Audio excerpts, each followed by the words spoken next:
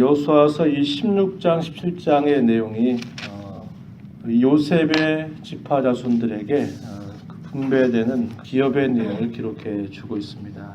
16장의 내용에서는 에브라임 지파의 기업들이 어떻게 되는지 쭉 소개를 해주고 있습니다. 그리고 오늘 우리가 읽은 17장의 내용은 요단 동편 쪽에 이미 차지한 므낫세 반지파 외에 남아있는 므낫세 반지파에게 이제 주어지는 기업의 내용을 오늘 17장의 부분에서는 기록을 해줍니다. 우리가 옛적에 이 요셉의 두 아들이었던 므낫세와 에브라임, 순서적으로는 므낫세가 장자로 태어나고 에브라임이 그 뒤로 태어났는데, 이 야곱이 축복할 때는 손이 바뀝니다. 그래가지고 에브라임에게 축복의 권한이 넘어가고 므낫세가 그 다음에 오게 되는 것들을 우리가 옛적의 말씀을 통해서 기억하고 있습니다. 그래서 분배하는 그 내용에 있어서도 먼저 에브라임 지파에 먼저 그 땅을 분배하고, 오늘 17장 우리가 읽은 이 부분에서 므낫세 반지파에게 주어지는 그 분깃, 그 기업을 소개해주고 있음을 우리가 보게 되죠. 일찍이 모세가 이스라엘 백성들을 인도해서 요단강 동편 쪽의 땅을 차지했을 때 먼저 이 므낫세 반지파도 그 요단 동편에 있는 땅을 기업으로 받게 되었고, 이제 나머지 그때 기업을 받지 못했던 므낫세 반지파 사람들에게 기업을 분배하는데요. 여기 1절에 한번 가십시오.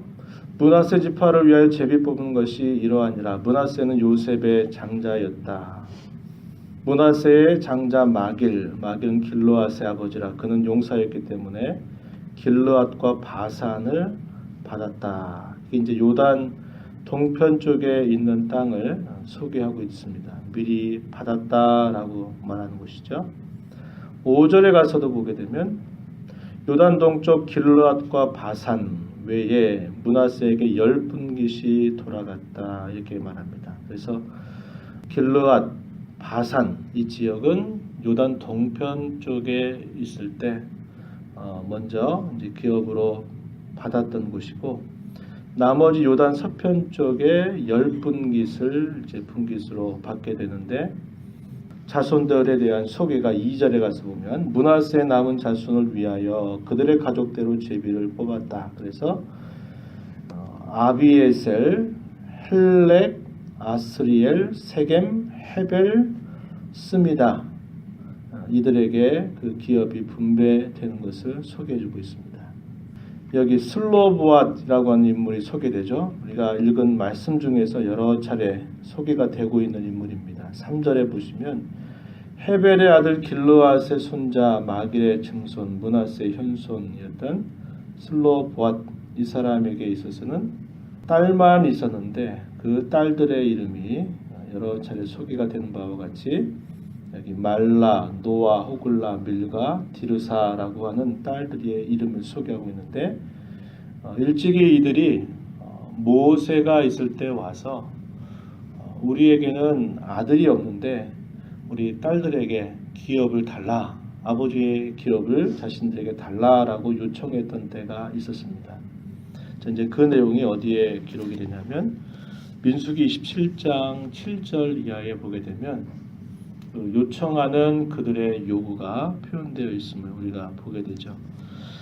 민수기 17장 4절에서 이렇게 모세에게 찾아와서 이 슬로보앗의 딸들이 요구를 한 겁니다. 우리 아버지 형제 중에서 우리에게 기업을 달라라고 모세에게 요청을 할 때, 모세가 그것을 관해서 유례가 없는 일이거든요. 아들이 없는 그런 경우에 어떻게 해야 될까 하는 것에 대해서 이제 하나님께 기도하면서 물었더니 하나님께서 응답해 주시는 내용이, 그것이 민수기 27장 7절 이하에 말씀되기를, 슬로보앗 딸들의 말이 옳다. 너는 반드시 그들의 아버지 형제 중에서 그들에게 기업을 주어 받게 하되 그들의 아버지의 기업을 그들에게 돌릴 것이다. 사람이 죽고 아들이 없으면 그 기업을 딸에게 돌려라. 딸도 없다면 그의 기업을 그의 형제에게 주어라. 형제도 없으면 그의 아버지의 형제에게 줄 것이고 그의 아버지의 형제도 없다면 그의 기업을 가장 가까운 친족에게 주어라. 그래서 이 기업을 계속적으로 분배하는 그런 원칙을 하나님께서 모세에게 말씀하시게 됩니다. 그런 첫 시작이 바로 이 슬로보앗의 딸들이에요. 그래서 여러 차례 이 표현들이 소개가 되고 있는 것을 보게 되죠. 4절에서도 자, 이들이 요청하는 내용이 소개가 되고 있는데 자, 여호수아와 지도자들 앞에 나와서 말하는 겁니다. 여호와께서 모세에게 명령하사 우리 형제 중에서 우리에게 기업을 주라 하셨다. 이렇게 옛적에 하나님께서 모세를 통해서 응답해 주셨다 하는 사실을 이야기하자 여호와의 명령을 따라서 그들에게 그들의 아버지 형제들 중에서 기업을 주었다. 이렇게 소개가 됩니다. 그래서 그들의 기업이 바로 그 슬로보앗의 딸들의 경우에도 그 기업이 분배되는 이례적인 그런 내용이 있었음을 쭉 소개해주고 있는 겁니다. 그것은 하나님께서 이 물려주시기로 하신 이 기업을 그들이 분명히 차지해야 된 것에 대한 아주 중요한 원칙을 하나님 이걸 통해서 그들에게 보여준 것입니다. 시편에 있는 말씀 중에서 내게 줄로 재어준 구역이 아름다운 곳에 있으며 이런 표현들이 등장하죠. 하나님께서 그들에게 약속하신 그 분깃을 다른 사람에게 다른 것에 돌리지 않고 결국 약속하신 그 지파 자손들의 몫으로 그 기업을 유지하게 하시는 그 하나님의 손길을 이걸 통해서 보게 되는 것입니다. 하나님의 기업을 이어가는 그러한 아주 좋은 선례를 하나님께서 이걸 통해서 남겨주셔서 그 약속하신 기업이 결코 취소되거나 그것이 다른 데로 옮겨지지 않도록 하나님이 하시는 그런 모습을 우리가 보게 됩니다. 자, 이하에 이제 그 이하에 주어지는 말씀의 내용은 이 므낫세 반지파가 요단 서편에서 받게 되는 그 땅의 경계가 어떠한지 쭉 소개를 해주고 있습니다. 역시 이런 지역들은 우리에게 그렇게 아주 익숙한 그런 지역들이 아니고 대단히 생소한 지역들이죠. 그러나 자, 이 므낫세의 경계가 분명하게 확정적으로 이렇게 제시가 되고 있다라는 것이고 10절에 가서 보면요. 남쪽으로는 에브라임, 북쪽으로는 므낫세로 해서 이 요셉 자손들에게 그 땅을 분배해 주게 되었음을 소개해 줍니다. 자, 그렇지만 역시 계속 끝에 항상 무엇인가 남게 되는데 12절 가서 보시면요. 므낫세 자손이 그 성읍들의 주민을 쫓아내지 못하매 가나안 족속이 결심하고 그 땅에 거주하였다. 이렇게 소개합니다. 계속 지금 남겨두는 그런 이들이 꼭 있게 되죠. 16장 끝절에서도 보게 되면 이 에브라임 지파 같은 경우에도 이미 게셀의 왕을 이미 죽인 그런 상태에 있었지만 게셀에 거주하는 가나안 족속을 쫓아내지 아니하였기 때문에 가나안 족속이 오늘까지 에브라임 가운데 거주하며 노역하는 종이 되었다. 이렇게 소개하죠. 쫓아낼 것을 분명하게 명령을 하나님이 하시지만 이들이 자신들의 어떤 편의를 위해서 쫓아내지 못하는 경우, 그래서 노역하는 종으로 삼았다 이렇게 표현되는 것. 그리고 여기 므낫세 반지파의 경우에는 가나안 족속이 결심하고 그 땅에 거주했다. 결심했다라는 건 뭐예요? 죽으면 죽으리라. 우리는 여기서 어떻게 떠나갈 수 없다. 이 땅을 내줄 수 없다. 그래가지고 죽음을 각오하고 그 땅에 거주하려고 한 것입니다. 그런데 이 므낫세 자손들은 어떻게 해요? 그런 마음으로 그들을 무찔러내지 않는 겁니다. 하나님께서 분명히 약속하셨던 말씀이 있음에도 불구하고 그 가나안 족속들이 가지고 있는 이 철병거, 그 무기들을 두려워하고 그러면서 그 두려움 때문에 결국 쫓아내지 않는 그런 모습을 취하고 있다는 거죠.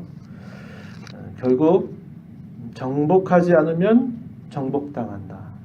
혹은 정복하지 않으면 그들이 계속 남아서 그들을 괴롭힌다라고 하는 것이 계속 이런 지파가 분배되고 난 다음에도 이 문제가 계속 끊이지 않고 있는 것을 보게 됩니다.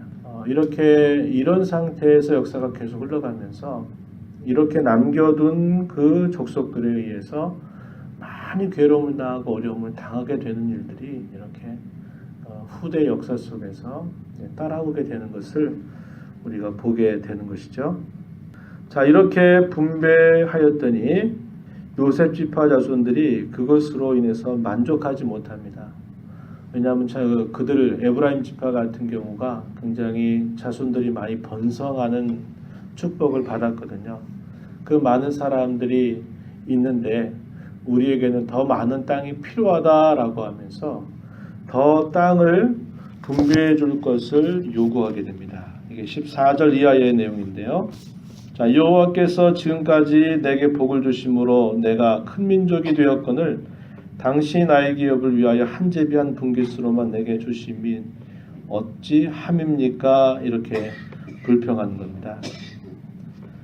자, 그랬더니 여호수아가 어떻게 답변합니까? 15절 내가 큰 민족이 되므로 에브라임 산지가 내게 너무 좁다면 브리스 족속과 르바임 족속의 땅 삼림에 올라가서 스스로 개척하라. 이렇게 답변을 하는 겁니다. 자, 근데 16절 가서 또다시 이렇게 말해요. 이스라엘 골짜기에 거주하는 자이든지 다 철병거가 있습니다. 우리가 가려고 하는 그곳이 넉넉하지 못하고 그 땅에 이 가나안 족속들 그들은 철병거를 가지고 있기 때문에 만만치 않습니다. 하기 어렵습니다. 이렇게 또 이야기합니다. 그랬더니 또 여호수아가 또다시 답변하기를 17절 이하에 너는 큰 민족이요 큰 권능이 있은즉 한 무기만 가질 것이 아니라 그 산지도 내 것이 되리니 비록 삼림이라도 내가 개척하라. 그 끝까지 내 것이 되리라. 가나안 족속이 비록 철병거를 가졌고 강할지라도 내가 능히 그를 쫓아내리라. 이렇게 답변하는 겁니다.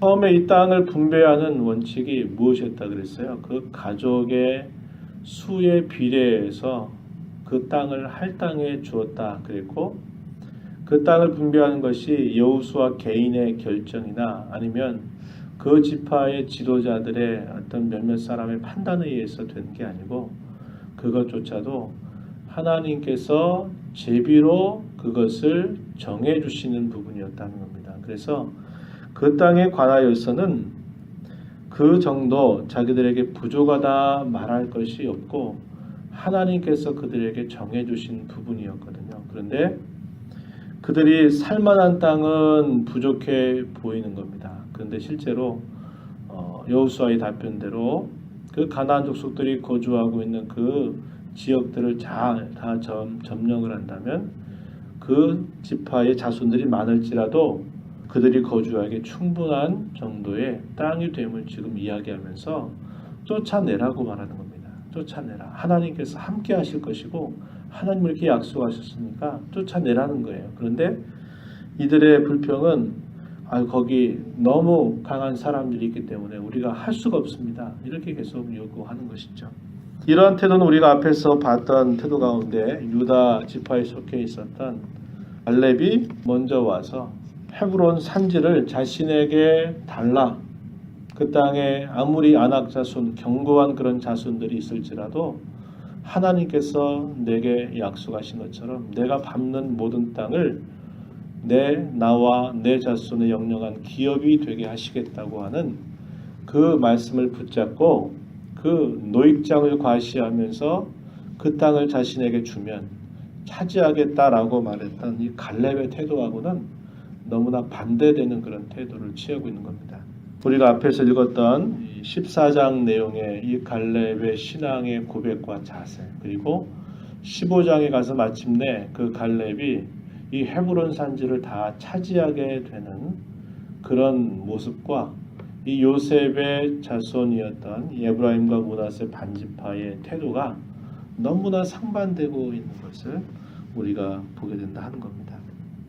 오늘 우리가 이 말씀을 보면서 한 두 가지 정도의 생각을 해보게 돼요. 하나는 뭐냐? 하나님께서 약속하신 부분을 분명히 다른 사람에게 돌리지 않고 약속하신 그 자손에게 돌리고 계시다라는 것을 우리가 보면서 하나님께서 저와 여러분에게 약속하신 그 기업도 절대로 무르거나 또 다른 사람에게 돌릴 일은 없이 하나님이 약속하신 것과 같이 우리에게 반드시 이루어 주시겠다라는 그런 소망을 우리가 갖게 되고요. 또 하나는 이 에브라임 자손들이 그 하나님께서 정해주신 그 기업에 대해서 자신들의 처해져 있는 상황이나 그런 환경을 탓하고 그것에 만족하지 못하는 그들의 모습을 보면서 이러한 태도가 결국은 하나님을 기쁘시게 하는 태도가 아님을 우리가 보게 되는 거죠. 하나님께서 저와 여러분에게 이렇게 허락하신 그 모든 환경이나 여건들은 하나님께서 뜻하신 바가 있고 하나님이 우리에게 무엇인가 의도하시는 것이 있음을 우리가 기억하고 주어진 상황 속에서 항상 하나님의 뜻을 구하고 우리가 해야 할 일들을 항상 살피는 그런 신앙의 자세를 갖는 것이 우리에게 대단히 중요한 일임을 생각해 보게 됩니다. 그래서 우리의 주어져 있는 환경이나 여건들 그것에 대해서 불평하고 원망하는 그런 자세를 우리가 멀리하고 하나님의 뜻을 적극적으로 구해서 살아가는 우리 모두가 되어야 할 것입니다. 이러한 내용을 마음에 간직하면서 허락받은 이 하루를 또 주 앞에서 믿음 가운데 힘써 살아가는 우리 모두가 되기를 축복합니다. 하나님 아버지 감사합니다. 이 새벽 시간에도 저희들을 인도해 주셔서 오늘도 우리에게 생명 주신 하나님 앞에서 이 하루를 말씀 들은 자로 기도하면서 하나님 시작할 수 있게 해주심을 감사드립니다. 우리에게 약속하신 하나님은 신실하시고 반드시 그 약속을 언제나 실현해 주시는 분이심을 우리가 기억하고 우리의 삶 속에 언제나 함께 하셔서 그 약속하신 바를 이루어 가시는 분이신 줄을 저희가 언제나 확고하게 믿게 해주셔서 저희들의 주어져 있는 상황이나 형편 때문에 또 원망하는 마음, 불평하는 마음 그런 마음 갖지 않고 하나님의 뜻을 언제나 구하며 살아가는 저희들의 신앙의 걸음이 되도록 살펴주시기를 원하고 바랍니다. 이 시간도 주님의 보좌 앞에 나와서 믿음 따라 살고 하나님 백성으로 살고 싶어 이 시간도 은혜를 구하는 모든 심령들을 용납하시고 하나님 은혜를 베풀어 주셔서 오늘도 저희들의 가정에서 일터에서 또 만나는 사람들과의 관계 속에서 하나님의 뜻을 이루고 하나님의 뜻을 구하며 순종하며 살아가는 저희 모두가 되도록 인도하여 주옵소서. 오늘 교회 학교에서 또 동계를 맞이하여 행사를 갖습니다. 안전하고 즐겁고 또 행복한 귀한 하루의 여정이 되게 하시고 어찌하든지 그 어린 심령들이 하나님을 알고 주의 몸된 교회에 속해서 자라가는 것을 참으로 복된 줄 알고 신앙의 계대를 잘 이어갈 수 있도록 하나님 도와주시고 인도하여 주시옵소서. 예수님의 귀하신 이름으로 기도하옵나이다. 아멘.